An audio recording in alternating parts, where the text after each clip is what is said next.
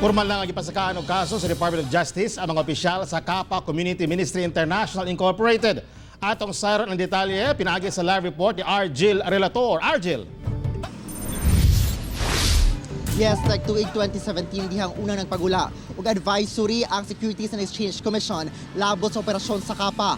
Tuig 2019 nagpagula sab gini ug cease and desist order ingon man revocation sa Kapa Certificate of Incorporation.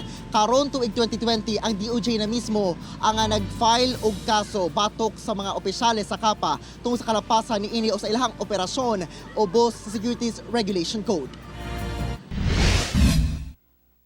Gawa sa mga kasong estafa nga gipasang at sa grupo sa investors batok sa mga opisyal sa Kapa. Karon, mismo ang Department of Justice na ang nipasang at og kaso batok sa mga opisyal ngadto sa Bislig, Rizal ug Quezon City Regional Trial Courts.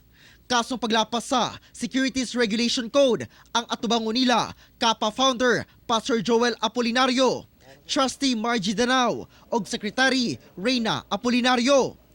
Lakip-sab sa ikasuhan sila si Marisol Diaz, Adelfa Fernandico, Moises Mopia ug Renyones Katubigan. Laumang mugawas ang warrant of arrest batok kanila. Nag-ugat ang kaso sa gipasang-at nga complaint sa SEC labot sa dili lisensyadong pagpamaligya o distribusyon og securities sa Kapa ngadto sa publiko. Solicitation of investments may be in the form of verbal na enticement, pwede siya written, pwede rin siya through online.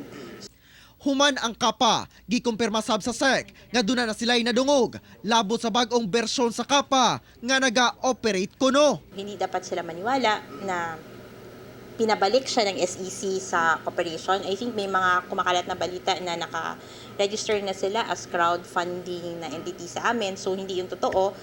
Una nang nagpagula og whole departure order ang DOJ sa mga opisyal sa Kapa aron dili makagawas sa nasod.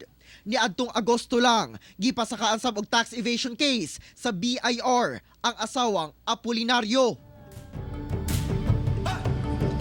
Considering ginagamit ang social media sa illegal investment scheme, girekomenda sa DOJ nga ang penalty imposed ngadto sa mga opisyal sa Kapa ingon man mga agent tasan 1 degree higher as prescribed dito sa SRC or Securities Regulation Code pursuant to the Cybercrime Prevention Act.